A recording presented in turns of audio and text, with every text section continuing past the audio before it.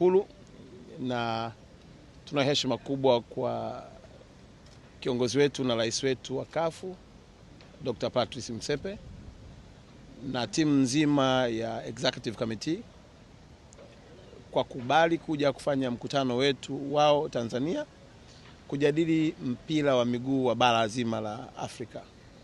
Lakini la pili, kwa namna ambavyo heshima ambayo President Motsepe ameipa nchi yetu na kwa kazi kubwa nzuri ambayo Daktari Samia anaifanya katika historia ya nchi yetu. Hakuna uwekezaji mkubwa uliofanywa na rais yoyote kama ambavyo Daktari Samia amefanya katika mpira wetu wa miguu na michezo mingine. Watanzania ni mashahidi, lakini Dr. Motsepe pia ni shahidi.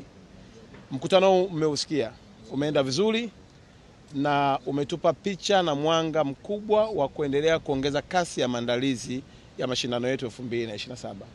Shukrani zimwendee rais wetu Motsepe pamoja na kamiti yake yote, lakini pia ziwaendee watendaji wa CAF ambao wanafanya kazi tirelessly usiku na mchana kuhakikisha kwamba mpira wa miguu unakuwa na unabadilika kuwa uchumi kwa familia moja moja na kwa taifa kwa jumla.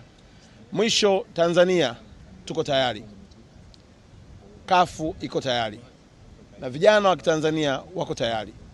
Niwaombe jambo moja muhimu tu, tuitumie hii fursa ya mashindano ya AFCON moja kuonyesha talenti tulizonazo kwa watoto wetu, vijana wetu, kaka zetu, lakini la pili tujue ya kwamba tunajenga uchumi wetu, na mwisho tujenge umoja wa taifa letu la Tanzania na Afrika kwa ujumla.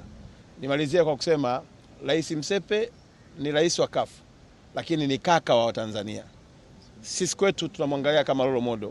Anapotua katika taifa letu anaongeza morali na shauku kwa vijana wa Tanzania kuendelea kupambana zaidi.